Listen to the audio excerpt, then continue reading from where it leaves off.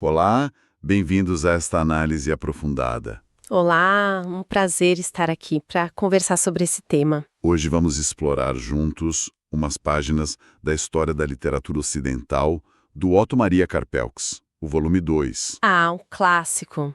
E um período riquíssimo. Exato. O foco é aquele momento fervilhante, né? Cheio de contrastes, que viu o barroco e o classicismo. Bom, não só um depois do outro, mas convivendo, dialogando ali na Europa. É uma dinâmica muito interessante mesmo. A gente tem aqui uns trechos que guiam a gente pelo século XVII, que o Karpelks, olha só, chama de o mais rico da literatura universal. Pensem em Cervantes, Gôngora, Doni. Uma constelação, realmente. E Shakespeare ali no meio, embora a classificação dele seja sempre um debate à parte. Sim, sempre complexo. E a gente vai avançando até sentir aqueles primeiros ventos do iluminismo, do romantismo. As sementes do que viria depois, né? Isso. A ideia aqui é, desvendar o que definia esses movimentos. As tensões entre eles, sabe? E como cada canto da Europa viveu essa época. Entender as mudanças de sensibilidade, os objetivos da arte. Exato. E talvez tenha algumas surpresas no caminho. Para começar, a palavra barroco, ela nem sempre foi um elogio, né? Tinha uma carga meio negativa. Totalmente. Quase como o gótico antes de ser reavaliado lá no século XIX, o Karpo lembra bem daquela ideia do historiador da arte, o Alois Riegel. Ah, sim. O Kunstwollen. Isso, Kunstwollen. Seria tipo uma vontade artística própria de cada época. A nossa percepção do que é belo, do que é bom, ela muda com o tempo. Faz sentido. O barroco, que antes era visto como irregular, exagerado, quase de mau gosto, né? Depois passou a ser reconhecido na sua, como diz o Karpo, riqueza fabulosa. Quando a gente pensa num Caravaggio, num Bernini. Exato. Ou Rembrandt, a intensidade, o drama, o Kunstwollen ajuda a gente a ver o barroco não como um desvio da norma clássica, mas como uma expressão que tinha seus próprios objetivos, sua lógica interna, entende? Entendi. Não era um erro, era uma outra intenção. E que intenção era essa, então? O que marca essa expressão barroca? Olha, principalmente a tensão, o contraste, o Karpo fala muito disso. Arquiteturas enormes, grandiosas, convivendo com cenas de martírios super brutais, ou uma sensualidade quase pagã, assim, lado a lado com uma devoção religiosa muito angustiada. É uma época de dualidades fortes, espírito e matéria, céu e terra, fé e dúvida. Ordem e caos, talvez. Também, a arte barroca vive desses opostos e muitas vezes ela tenta conciliar isso ou pelo menos expressar essa tensão de uma forma bem dramática. Ok. Vamos tentar sentir isso na literatura. Como essa dualidade aparece nos textos? O Karpo conecta o surgimento do barroco a uma crise, né? Sim, ele fala que aquela aliança que existia na Renascença entre a nobreza e os intelectuais humanistas estava meio que se dissolvendo. Por quê? Influência da Espanha, da Contra-Reforma? Em parte, sim.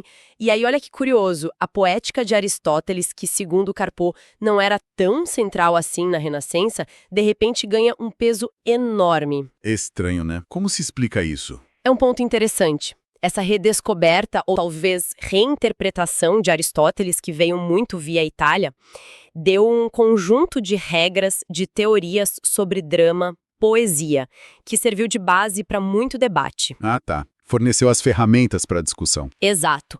E, ao mesmo tempo, em alguns lugares, o barroco parece ter uma pegada meio nacionalista. O barroco espanhol, por exemplo. Sim. Pode ser visto como uma afirmação cultural da Espanha frente ao humanismo italiano, que era mais internacionalizante. Talvez até como uma forma de refúgio espiritual, sabe? Diante da decadência política, militar da Espanha no fim do século XVI. Uma espécie de fuga para a arte quando a realidade política não ia bem. Isso explicaria como um período de declínio político coincide com um siglo de ouro na literatura. Com gigantes como Cervantes, Calderón. É uma ótima maneira de colocar. Pensa em La Vida é Sueño, do Calderón, com aquela exploração filosófica toda sobre realidade, ilusão. Profundo, né? Muito. Ou o próprio Dom Quixote, que é uma obra barroca por excelência na sua complexidade, na mistura de gêneros, naquela reflexão sobre idealismo e realidade crua. E o romance picaresco também entra aí, com aquela visão mais cínica. Com certeza, se encaixa perfeitamente nessa atmosfera.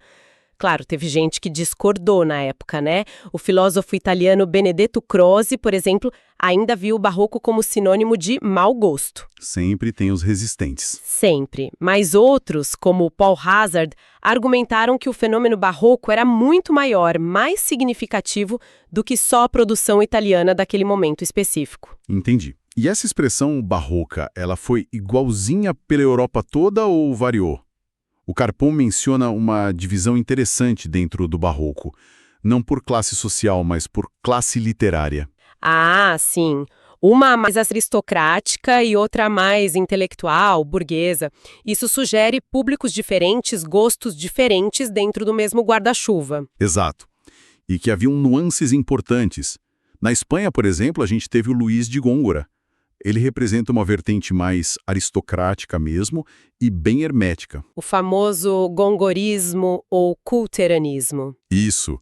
Ele criou um estilo que buscava uma linguagem poética exclusiva, sabe? Cheia de metáforas complicadíssimas, alusões mitológicas, palavras raras. Para poucos entenderem, né? A ideia era usar o que chamaram de alusão e elisão. Falar das coisas comuns do mundo de um jeito indireto, elevado, quase cifrado. Era difícil de propósito. Quase um código secreto para os iniciados. De certa forma, sim. E ele foi muito atacado por isso, claro, acusado de ser obscuro. O grande rival dele, o Quevedo... Ah, o Quevedo, mestre do conceptismo. Exato. Que também era barroco, óbvio, mas focava mais na agudeza do pensamento, no jogo de ideias, nos conceitos, não tanto na sonoridade e na forma elaborada da palavra como Góngora. Mas ambos barrocos na intensidade e na complexidade. De Vega, com aquela produção gigantesca, talvez ele represente um barroco mais popular, menos rígido ideologicamente, né? Faz sentido. E fora da Espanha? Como essa vontade artística barroca se adaptou em outros lugares? Itália, por exemplo. Na Itália tivemos o Marinismo, do poeta Giambattista Marino. Ali o foco era muito no virtuosismo verbal, sabe? Na descrição sensorial, no que ele chamava de poesia do maravilhoso. Maravilhoso no sentido de surpreendente. Isso, feita para surpreender e encantar os sentidos. Era uma poesia muito engenhosa, cheia de metáforas brilhantes, mas talvez com menos profundidade filosófica ou emocional que a espanhola ou a inglesa. Quase um espetáculo de palavras. Entendi. E na Inglaterra? Lá a gente tem os poetas metafísicos, certo? Como eles se encaixam nisso tudo? Eles são repletos daquela tensão barroca que a gente falou, o sagrado e o profano, o amor carnal e a busca espiritual. A inteligência aguda e a emoção intensa. Exatamente. Ele usa os famosos concepts, aquelas metáforas complexas, surpreendentes, não só para mostrar que era culto, mas para explorar as profundidades da experiência humana. E outros metafísicos? George Herbert. Também, a poesia religiosa dele é mais contida, talvez, mas ainda assim explora a relação pessoal com um Deus de uma forma muito intrincada. E o teatro inglês da época? O drama jacobino, esse mesmo, figuras como Webster, Ford, é profundamente barroco. Aquele gosto pelo macabro, pela paixão violenta, pelo pessimismo, a mistura do trágico com o grotesco, tá tudo ali. Parece que a intensidade e a complexidade são mesmo os fios condutores, mas cada lugar deu o seu tempero. E a França? Ela é mais conhecida pelo classicismo, que veio depois. Sim, mas a França também teve seu barroco. Não dá para pular essa parte. Teve a Préciosité. Ah, a Préciosité dos salões. Isso, um movimento social e literário bem centrado nos salões aristocráticos. Buscava um refinamento extremo na linguagem, nos sentimentos, produziu aqueles romances heróicos enormes. Que hoje ninguém mais lê. Pois é. E uma poesia lírica muito estilizada. Foi depois ridicularizada pelo Molière, né? Mas era uma força na época. E o teatro francês inicial, antes de Corneille e Racine definirem o classicismo, Teve forte influência espanhola, elementos barrocos. E o próprio classicismo francês, como o Carpeaux argumenta, tem raízes barrocas. Isso é interessante, Muito. porque a gente tende a pensar classicismo é o oposto do barroco. Ordem contra caos, razão contra emoção. É a visão mais comum, mas o Carpeaux complica isso de um jeito bem produtivo. Ele aponta que as regras clássicas, baseadas em Aristóteles, que a França adotou, vieram, em grande parte, da Itália da Contra-Reforma, um ambiente barroco, Ah, então a origem das regras já é barroca? de certa forma. E mais importante ainda, o conteúdo psicológico e moral do classicismo francês foi profundamente influenciado pelo jansenismo. Jansenismo. Dá para explicar rapidinho o que era isso?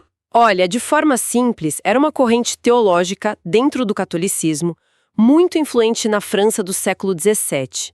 Tinha uma visão bem pessimista da natureza humana depois do pecado original. Enfatizava a corrupção do homem, a necessidade da graça divina para a salvação, a predestinação. Era uma visão austera, rigorosa moralmente, muito focada no conflito interior. Pensa no Pascal, Blaise Pascal, gênio da matemática, filósofo. ligado ao jansenismo.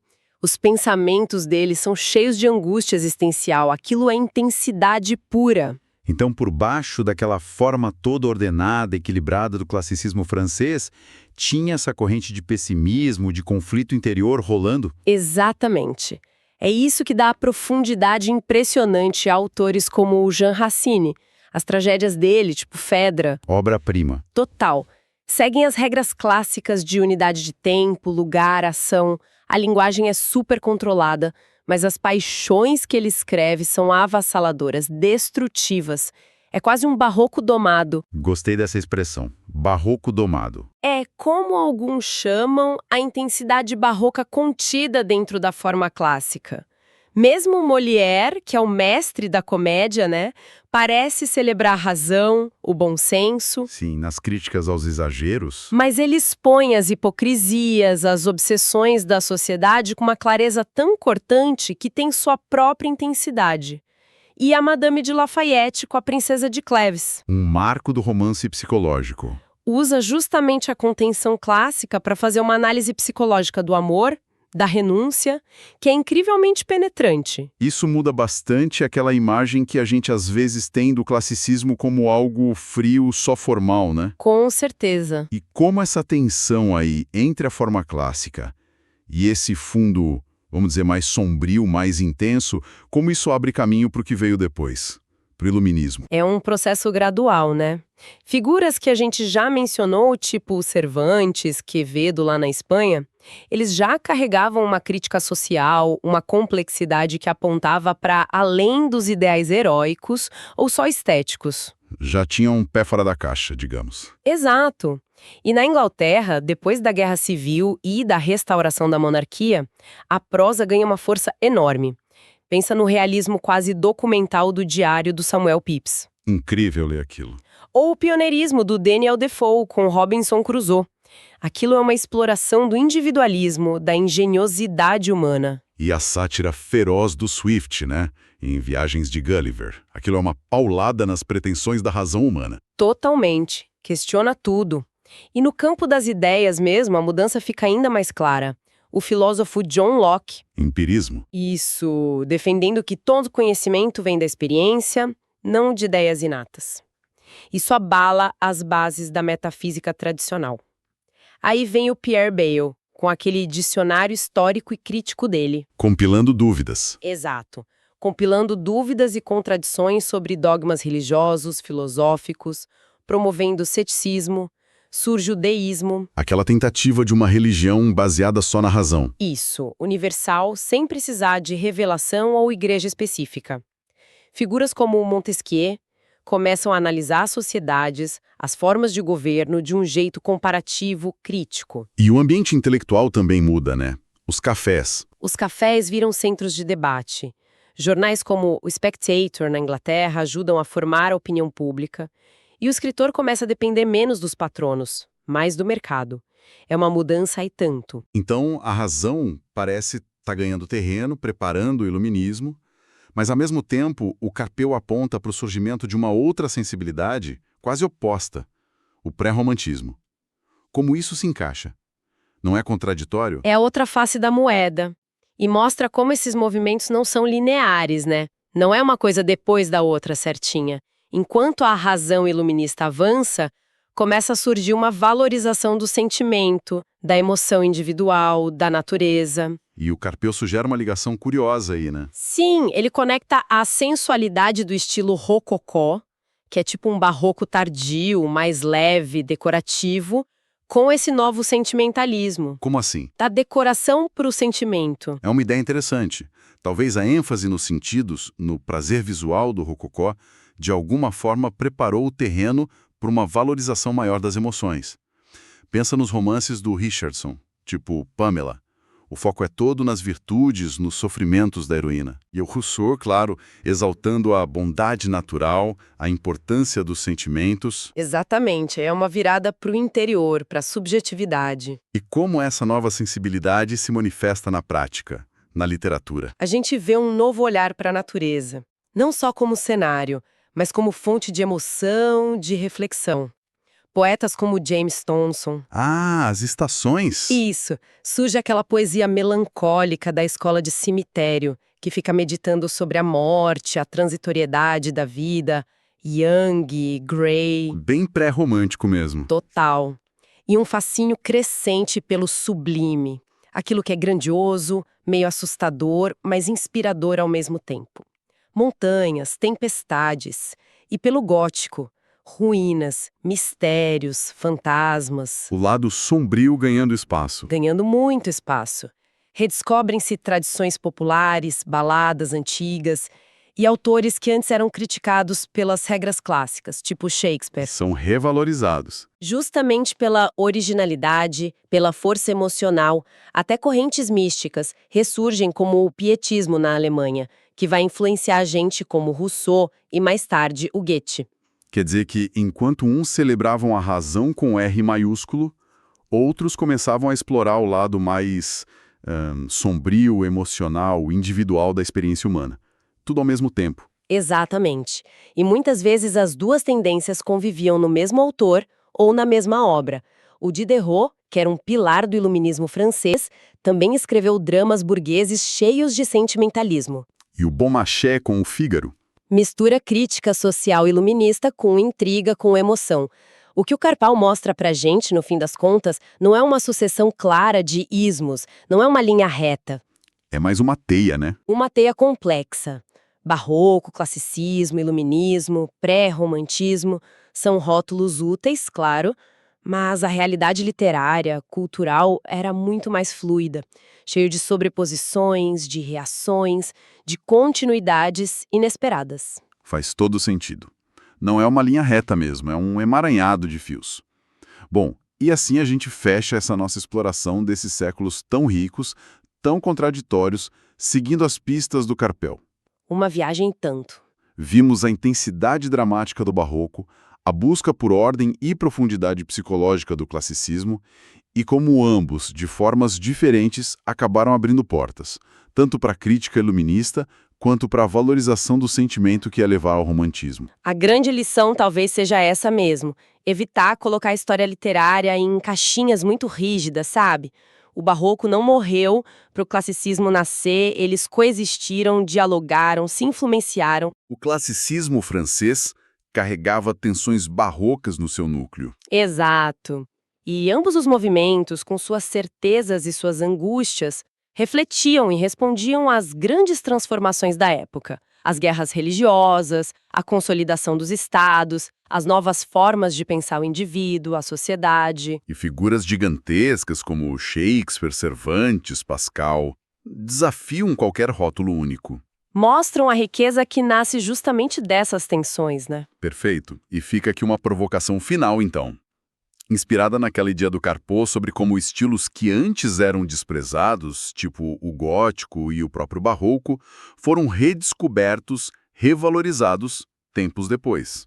Interessante. Pensando nisso, será que existem outras vozes literárias daquele período, Talvez nomes que a gente só mencionou de passagem ou que foram considerados menores pela crítica da época ou depois, que ainda teriam algo importante a nos dizer hoje? É uma ótima pergunta. Sei lá, talvez um dramaturgo alemão pessimista como Gryphius, uma pioneira da análise psicológica como a Madame de Lafayette, ou um filósofo da história como Vico. Quem sabe, né? Quais tesouros ainda podem estar aguardando uma nova leitura, um novo olhar? Exato, a história, afinal, está sempre em construção.